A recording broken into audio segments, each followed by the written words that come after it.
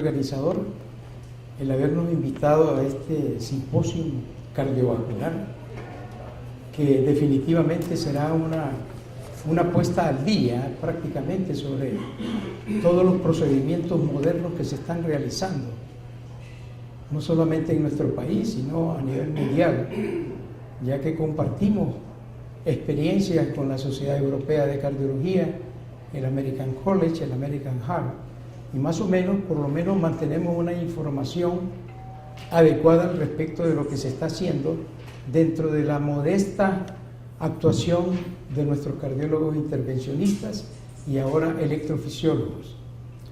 El inicio de esta charla va a ser más o menos como para remontarnos a los estudios que se han hecho en lo que se refiere al síndrome coronario agudo, o sea, las etapas por las cuales el paciente llega a desarrollar un evento cardíaco, llámese infarto agudo del miocardio, llámese angina inestable o llámese un infarto transmural. Como pueden ver ustedes en este esquema muy descriptivo, las diferentes formas de cómo la enfermedad coronaria nos puede ir afectando hasta llegar al fenómeno de la aterotrombosis. Aquí vamos a tener, por ejemplo, tres facetas de esta problemática, en la cual, en la parte superior, estamos viendo la placa aterosclerosa, que es la que en un momento dado sufre algún proceso, ya sea de erosión, ruptura, y eso hace que se forme un trombo, en este caso un trombo importante, en la cual prácticamente ha ocluido, por decirlo así, un 100% la arteria afectada. Esto es lo que generalmente se desencadena en el infarto agudo del miocardio, que como pues nosotros lo manejamos en un diagnóstico que se hace con la historia clínica, el electrocardiograma, las enzimas cardíacas y ya no se diga, pues, ¿verdad?, las alteraciones del segmento ST. En el segundo ejemplo, tenemos más o menos parecida el mismo proceso de la placa aterosclerótica y la formación de un trombo, pero no total, como en el caso anterior, sino que viene siendo una especie como de trombo suboclusivo, o sea que no ocluye totalmente la arteria afectada y es la que nos puede dar lugar al cuadro de angina inestable o el infarto agudo del miocardio NOCU, que se le llama también. Y en la tercera es el mecanismo de la embolización, que es lo que se mira en los procesos vasculares periféricos, como es en el infarto cerebral, en la isquemia transitoria o en la isquemia aguda periférica. Lo que nos va a abordar la mañana de hoy es acerca del infarto NOCU o infarto del miocardio sin supradenivel del segmento ST. Esto es para mostrar en una forma esquemática cómo el proceso se va dando a través de los años en el paciente hipertenso, en el diabético, pues con mucha mayor razón, en una forma más rápida. Y aquí tienen ustedes, ¿verdad?, la placa de Grafa, donde comienza el proceso de la obstrucción de la arteria enferma. Posteriormente, vemos que sobre esta placa ateromatosa se empiezan a sedimentar ciertos procesos que son los que están formando ya la placa del trombo. El trombo ya sobre la placa aterosclerosa y va aumentando lógicamente el grado de obstrucción de la arteria. Esto significa que el flujo sanguíneo va siendo cada vez más lento, menos en cantidad, y eso se traduce en clínica como ya las manifestaciones de una angina de pecho. Posteriormente ya el problema se acentúa y aquí pueden ver ustedes que ya hay una propagación precisamente del trombo que estaba semiocluyendo dicha arteria, de tal manera que ya casi la tiene obstruida en su totalidad. O sea, este es el paciente que está evolucionando hacia un infarto real agudo del miocardio. Entonces nosotros lo que tenemos que hacer en estos casos es tratar de mantener abierta esta arteria que se está ocluyendo. Y para ello es que nosotros recurrimos a la terapia antitrombótica como clínicos para tratar de rescatar esas arterias que se están obstruyendo y evitar así el infarto agudo transmural. Entonces aquí ya con los cuadros clínicos que les he mencionado, el paciente ya hay una sospecha clínica de un síndrome coronario agudo. Entonces este paciente puede tener dos vías, ¿verdad? Que desde el punto de vista electrocardiográfico y la determinación de las enzimas cardíacas, principalmente los niveles de troponina, esto se puede condicionar con una elevación del segmento ST persistente, o sea que electrocardiográficamente vamos a ver un supra del nivel del ST en las derivaciones que están afectadas dependiendo de la arteria. Por ejemplo, si fuera en la arteria coronaria derecha descendente posterior, pues estas alteraciones las miraríamos en derivaciones de 2, de 3, ABF. Entonces ya con todo este cuadro clínico estamos prácticamente ante la presencia de un infarto real agudo en caliente del miocardio. Aquí la terapia pues tiene que ser primeramente la trombolisis, ¿verdad? Terapia fibrinolítica, y posteriormente se pasa al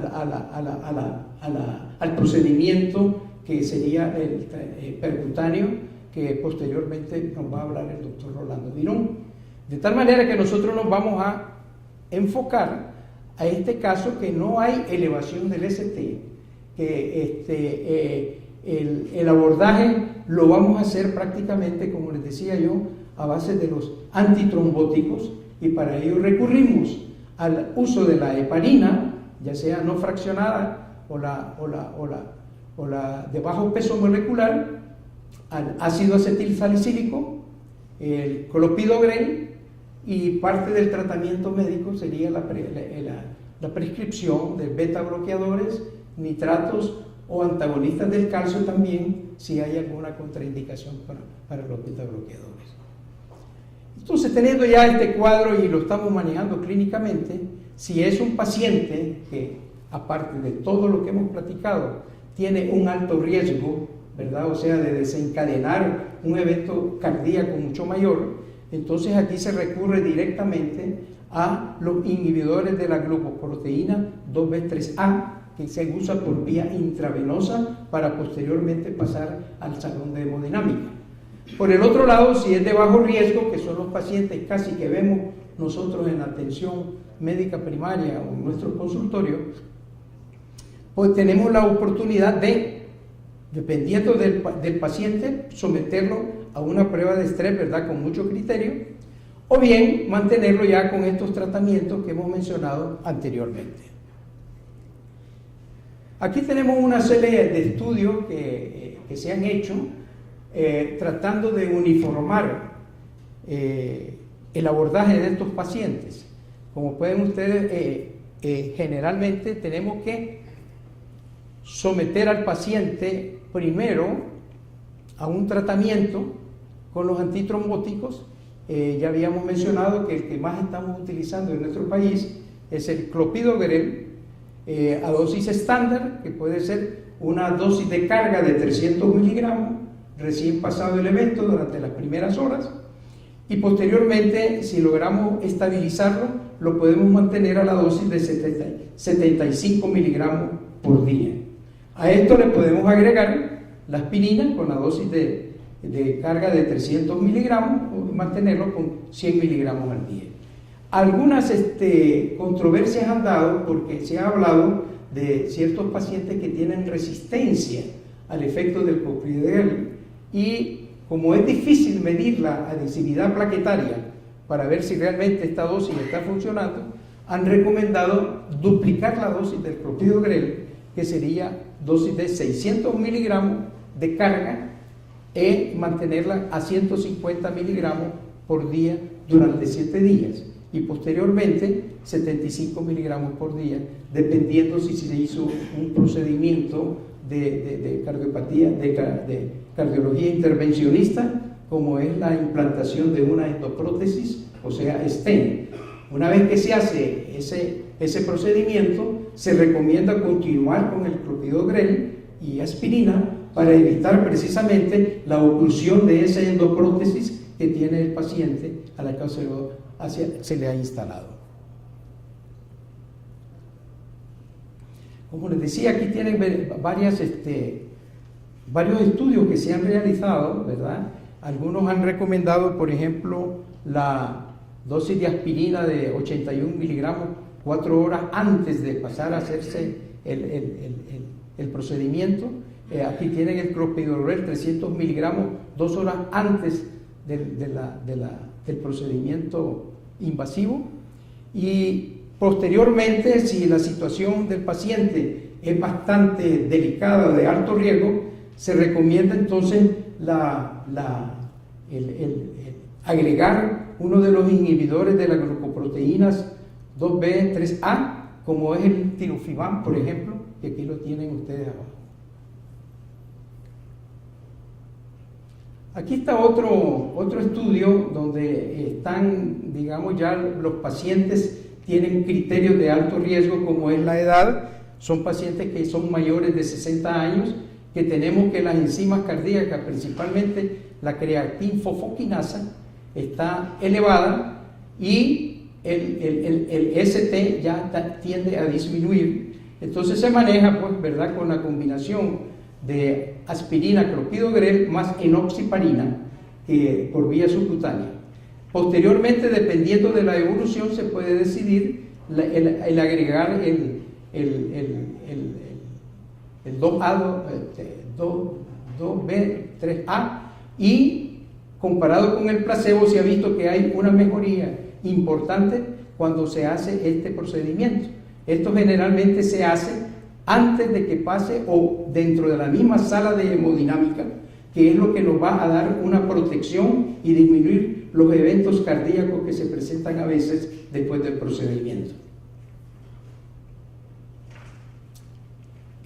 Aquí les va a ser un poquito difícil, ¿verdad?, porque quedó muy cargada la diapositiva, pero siguiendo las guías que la Sociedad Europea de Cardiología ha recomendado en estos casos, podríamos decir, pues, que ya conocen, ¿verdad?, los criterios de la clase 1 con nivel A, que son casi los que 100% todo el mundo está de acuerdo en que se debe realizar, y es lo que ustedes ven acá. Dicen, estas recomendaciones que da la Sociedad Europea de Cardiología, dice que se debe de administrar aspirina a todos los pacientes que no tengan contraindicaciones para una dosis de carga inicial de 150 a 300 miligramos y una dosis de mantenimiento de 75 a 100 miligramos diarios a largo plazo, independientemente de la estrategia del tratamiento.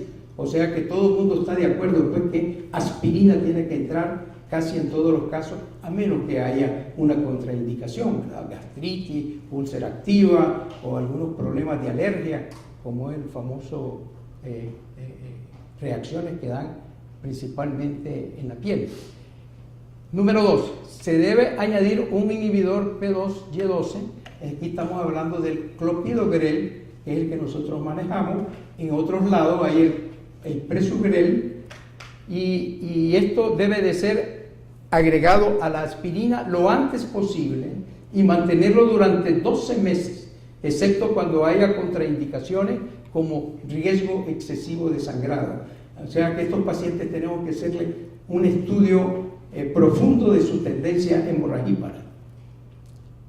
Número 3, se recomienda un inhibidor de la bomba de protones, preferentemente no omeprazol, por lo menos decía en esta guía, en combinación con la antiagregación plaquetaria doble para pacientes con historia de hemorragia gastrointestinal o úlcera péptica, y es adecuado en pacientes con múltiples factores de riesgo adicionales, como es el haber detectado una infección por el Helicobacter pylori, el hecho de tener más de 65 años o uso concomitantes de otro tipo, como los AINES o los corticoides, que pueden profundizar el peligro de sangrado. También está con una clase 1 con un nivel A. Número 3, se desaconseja, sobre esto del omeprazol, hubo unas publicaciones donde se decía que este tipo de medicamentos bloqueaba la acción antiplaquetaria del clopidogrel. Sin embargo, ya en las últimas reuniones que se han dado, todavía no hay un pronunciamiento oficial, por lo menos de la FDA, que mantenga esto, o sea que hay cierta liberación del omeprazol, como podría ser también del Lansoprazol o el Pantecta. Luego se desaconseja la interrupción prolongada o permanente de estos medicamentos como el clopidogrel en los 12 meses siguientes al episodio principal, excepto cuando esté clínicamente indicado. Por ejemplo, uno de los problemas que nosotros tenemos con nuestros cirujanos es la urgencia que tienen que revertir este efecto antiplaquetario para poder operar. Bastante difícil porque realmente esta acción se podría decir que es irreversible y lo que uno puede hacer es dar un espacio de unos 3, 5 o 7 días para programar la operación planificada. Aquí hay un nuevo medicamento que lo menciona la guía, pero se los voy a mencionar ya que nosotros, por lo menos en lo personal, no tengo experiencia con el Ticagrelor, que se recomiendan 180 miligramos dosis de carga, 92 veces al día, para todos los pacientes con un riesgo de episodio isquémico de moderado a alto, por ejemplo, aquellos que cursan con troponinas elevadas, independientemente de la estrategia inicial de tratamiento, incluso los pretratados con clopidogrel. Claro que hay que suspenderlo por si se va a dar el Ticagrelor, porque casi pertenecen a la misma familia. Aquí está el otro antitrombótico, el Prasugrel, que tampoco nosotros no lo manejamos, pero sí está bastante familiarizado en Europa. 60 miligramos dosis carga, 10 miligramos dosis diaria, para pacientes que nunca han tomado este tipo de inhibidores, especialmente en diabéticos, de los que se conozca la anatomía coronaria y que vayan a someterse a una intervención percutánea, excepto si hay riesgo elevado de hemorragia que ponga en peligro la vida o complicaciones. Obviamente, todos estos medicamentos tienen esa tendencia de provocar sangrado o aumentar la posibilidad de un sangrado.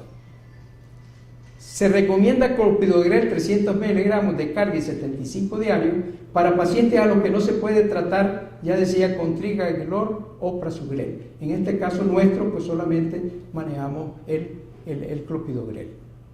Se recomienda una dosis carga de clopidogrel de 600 miligramos después de una dosis inicial de carga de 300 para pacientes programados para estrategia invasiva, cuando no se puede administrar los mismos medicamentos. Se debe considerar una dosis más elevada de mantenimiento de clopidogrel de 100 miligramos diarios durante los primeros 7 días para pacientes manejados con intervención percutánea que no tengan riesgo elevado de hemorragia. O sea, se ha dicho que al aumentar la dosis de clopidogrel aumentamos la protección, pero corremos el riesgo de aumentar la posibilidad de un sangrado. No se aconseja aumentar sistemáticamente la dosis de mantenimiento de clopidogrel basándose en las pruebas de función plaquetaria, pero puede considerarse en casos seleccionados. O sea que es muy difícil, no es como la warfarina que nos basamos en el IRS, el tiempo de protrombina, con el clopidogrel prácticamente es muy difícil. Se puede considerar genotipificación o determinación de la función plaquetaria en casos seleccionados cuando se usa clopidogrel. En pacientes pretratados con inhibidores de este tipo que necesitan cirugía mayor no urgente, incluida el bypass aortocoronario, se debe considerar posponer la cirugía al menos 5 días tras la interrupción de estos medicamentos y 7 días en el caso del Prasugrel, cuando sea clínicamente factible y el paciente no presente riesgo elevado de episodio isquémico. El problema se nos da cuando el paciente requiere de una cirugía de urgencia, de vida o muerte, y el cirujano, pues lógicamente, le tiemblan las piernas cuando sabe que el paciente ha recién tomado su dosis de clopidogrel.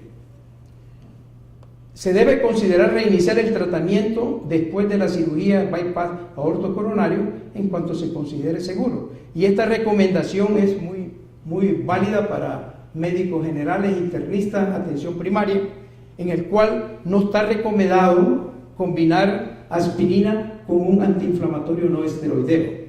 Ya saben, ¿verdad?, que ambos potencializan la posibilidad del sangrado, tanto los AINES, aquí está, y los inhibidores selectivos de la COX-2. Entonces tenemos que mencionarle a nuestros médicos que cuando el paciente esté tomando aspirina por recomendaciones de medicina interna o cardiología, tener mucho cuidado con los antiinflamatorios, porque es mucho de consulta privada los pacientes que llegan con dolores reumáticos, artríticos, etc.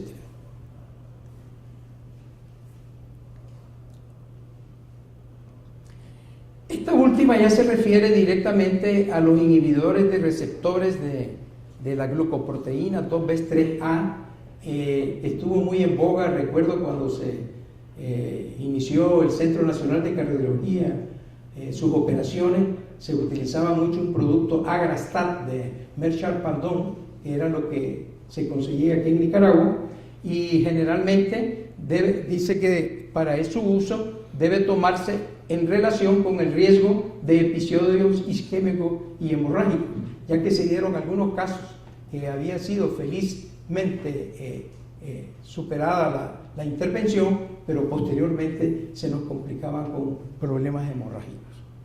En pacientes que ya reciben agregación plaquetaria doble, la adición de un inhibidor del receptor GP2B3A para la intervención percutánea de alto riesgo está recomendada cuando el riesgo de hemorragia sea bajo. O sea que tenemos que estudiar bien al paciente las pruebas funcionales hepáticas, principalmente en aquellos que tienen antecedentes de alcohol, etcétera, etcétera.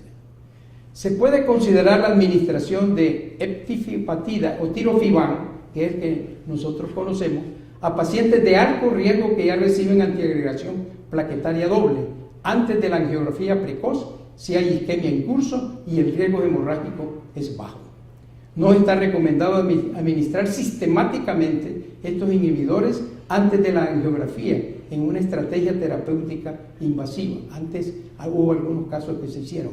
Los inhibidores de estos no están recomendados para pacientes que reciben antiagregación plaquetaria doble y tratamiento conservador, lógicamente porque potenciaríamos los efectos secundarios. Bueno, aquí dichosamente nos ha dicho el licenciado Urrián que nos van a pasar estas proyecciones por internet o en el link del hospital para que puedan apreciar la cascada de cómo actúan todos estos medicamentos que hemos mencionado, incluyendo los de la anticoagulación. En nuestro medio se utiliza la heparina no fraccionada y la heparina de bajo peso molecular.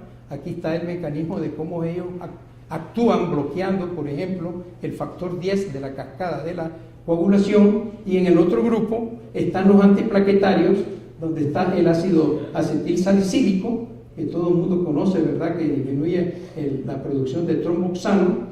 Luego está el otro grupo que es el clopidogrel, el prasugrel, que actúa sobre el adenosinfosfato, y el otro grupo que son los inhibidores que actúan directamente ya en la recta final de la agregación plaquetaria, con la misma finalidad, tratar de